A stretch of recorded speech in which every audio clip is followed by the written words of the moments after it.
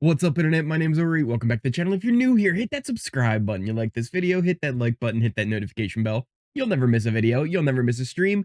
Today is Saturday, October 14th, day number 74 inside the Big Brother house. Nominations were yesterday, and we will cover all of that. But first, let's try and catch you up in case you missed yesterday's update.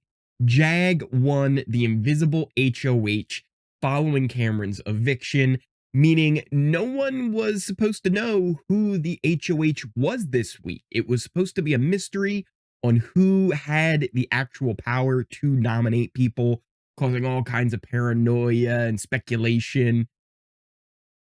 But then he told Matt right away, and that's how we figured out on the feeds pretty quickly that he was the HoH, and that didn't stay just between them for long, because then by today he's also told Cory, America, and Bowie. Cirie also last night had kind of figured it out.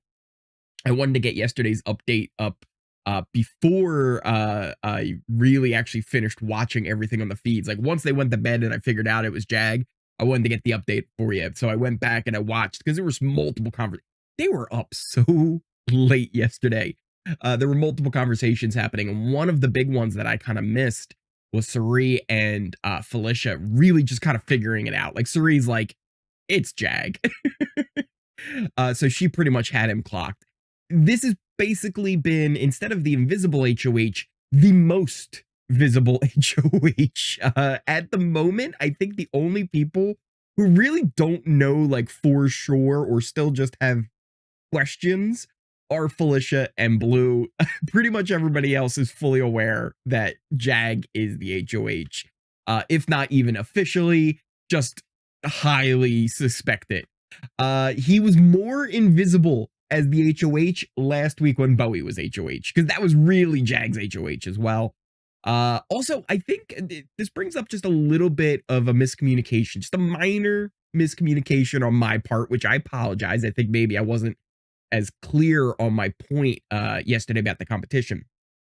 I think a lot of you thought I was trying to say that BB Comics like should be gotten rid of completely, which I don't think. I actually really like BB Comics as a competition. It's fun, it's different. I usually like the comics, which I've really actually, now that I think about it, meant to pull up to show you guys. Maybe we can do that at the end of the update. I'll take some time and I'll pull it up real quick. But I really like the comics comp overall. But my point I was trying to make about this competition, like this HoH, should have been something anyone had a chance of winning. And the reason why I said that is it ruins the twist. It ruins not just the twist, but our entertainment, and it makes it easier for the house guests to figure out who it is. Like I said at the beginning, this HoH is supposed to be invisible. The whole point is for paranoia to spread wildly, right?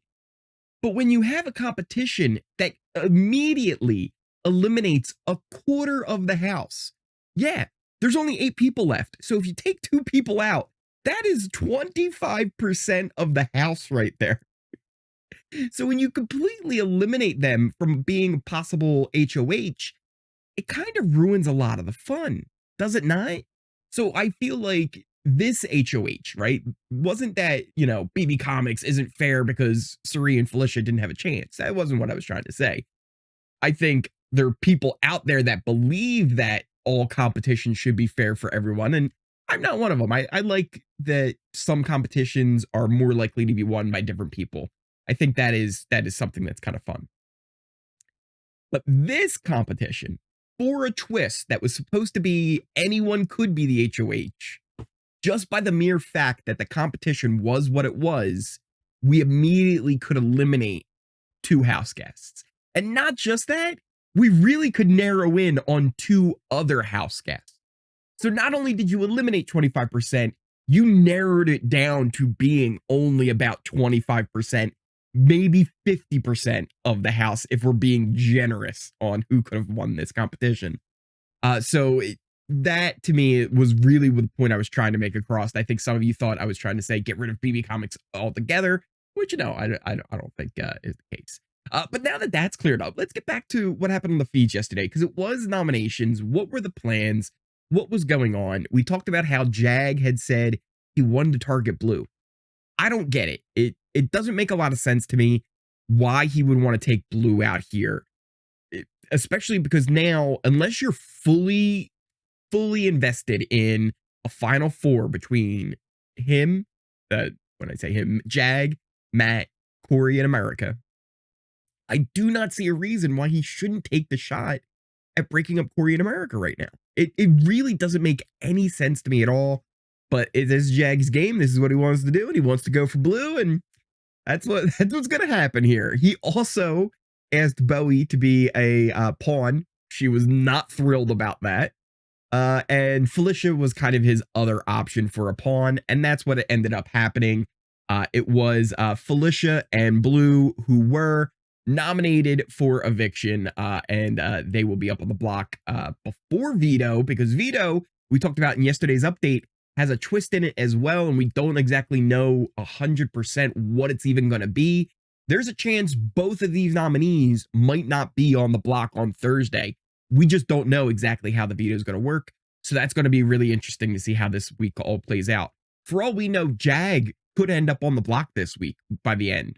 We really don't know how things are going to go, but they were put on the block.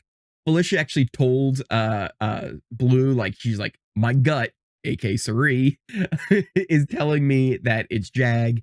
Blue ended up confronting Matt and actually going to him and been like, listen, it's been the three of us since the start. Cameron told me you guys were coming after you. America told her, but Cameron also, I guess, kind of told her. He told me you were coming after me. Is that what's happening right now? And Matt's like, no, like, Cameron's said a lot of things. Don't worry about it. Everything's fine. And he just denied. But overall, lots of talk, especially by Felicia, that it should have been a bigger target going up on the block, that she shouldn't have been the one to be nominated. And she was pretty down about that all day. Yeah, just lots of back and forth of like, oh, like, who do you think it is? What do you, like, little lies going around, when really most of them all know who it is now at this point. Oh, another interesting little convo. And I don't know if this was just coincidences or not, or just the way convos were going in there. But Cory actually brought up the traders today. And he was talking with Matt about like swimmers and how Ryan Lochte was on Celebrity Big Brother, and then he was on the traders, which Cirie was also on. He's like, oh, did you know Cirie won that? And Matt's like, I think she told me about that. Which is also a thing that for at least a little while, I remember at one point, Cameron kind of remembered about the traders, and like, it seemed like, wait, how did everybody not realize she was on this show and that she won? It seemed like somehow that one had kind of slipped through. And it seems like maybe that was kind of on Cory, where he was like, yeah, like, she won the traders, but then like quickly kind of shut up about that. So it seems like maybe this could have been him, like, putting it out there again just to make sure that nobody goes back to her. But I think that's already kind of too late. And I don't think they really understand what winning the traders means. And I think a lot of you might not even realize that. Like, oh, she won the traders. What does that mean? If you've watched the traders, you would kind of understand. It's different than Big Brother. It's not where it's like, oh, you're making teams and you're going against each other. It's a lot more like Among Us, or if you've ever played that game, it was really popular during the pandemic times, where the whole goal is you have, let's say, your whole house is filled with people, but 3 of them are traitors, and you have to try and figure out who those 3 traitors are. Those 3 traitors want to murder everybody in the house without getting caught. So basically, it was Cirie just lying to everybody the entire season that she's like, no, I'm faithful, you can trust me, and used that all the way to the end to manipulate her way to a win. It's very different than Big Brother, because Big Brother, most of the time, it actually is like, yeah, trust me. But you are actually trusting, and you do have plans to work with people. With Cirie's case in this, like, she didn't have plans to work with anybody in the traders other than the traders.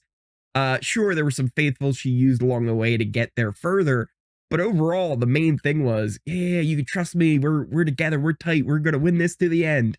and then I'm going to take all the money. And it's really just kind of interesting to lay that little bit of information out there to maybe put that little bit of distrust into Cirie. But again, I don't know if really like Bowie, for example, is really going to truly understand what that means unless she's watched the Traitors, right? Like unless she's actually seen what the show is, she might not understand what that really means as far as how dangerous of a player Cirie really is. There was also another conversation with multiple people there, and they were talking about Cirie being afraid of heights and like her not liking the veto competition. And the Survivor episode where the family visit took place was brought up. That is the one where Jared was on.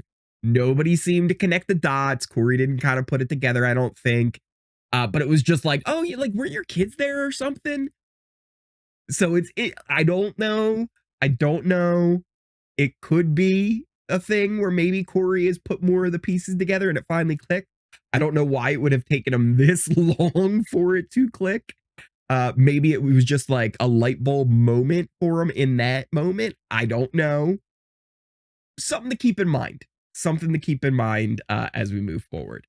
Other than that, though, that pretty much covers everything that really happened yesterday. They went to bed pretty early, which I'll be honest, I was thankful for. I was very thankful for, especially after the long night yesterday. So that was very, very nice to see them go to bed early. But otherwise, it's going to be interesting to see how this week continues to play out, especially with veto, where we don't 100% know how this is going to work. Only one person won't play in the veto competition, by the way.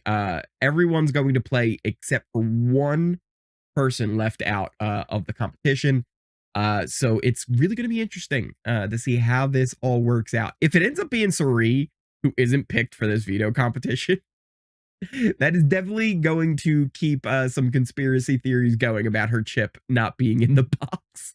But we'll see how that is. But let me know what you guys are thinking in the comments down below. What do you think of Jag being basically Drax the Destroyer from Guardians of the Galaxy? He's like, if I just stand here and tell everybody I'm invisible. They can't see me, right? I just stand really still and I say I'm invisible and it works. So what do you guys think of Jag's strategy as this invisible HoH? Do you like his nominations of Blue and Felicia? Do you think he should have done something else? Let me know in the comments down below. Also, what do you guys think this veto is going to be? I saw a lot of really good comments on yesterday's update about like what different ideas it could be. Some people thinking it could be kind of similar to the coup d'etat, where you get to take both nominees down and put two nominees of yourself up and get to overthrow HoH. Some saying that maybe you can use it, once and then later again, before Final Four, maybe like Final Five, almost like a immunity idol in a way. Lots of different speculations. So let me know what you guys are thinking in the comments down below. Also, if you guys are new here, hit that subscribe button. You like this video, hit that like button, hit that notification bell. You'll never miss a video. You'll never miss a stream. You can check out all the links in my description down below, pinned comment for all of my socials. Things like Twitch, Twitter, Discord, Kick. The Discord's been a lot of fun. Kick and Twitch, I haven't been on as much recently, but I really want to get back to getting some streams in on over there. We do the live streams here every Thursday morning, and they've been a lot of fun doing the update and then talking about other reality shows and the like. So make sure you're coming and following for that. But if you do miss those streams, those videos are still up on the channel. You can always go back and watch them, including the beginning portion, which always is an update just like this for the BB25 live feeds. It's going to be an interesting run here to the end of the season, and I want to hear your thoughts. Thank you guys again so much for watching, and I will see you next time.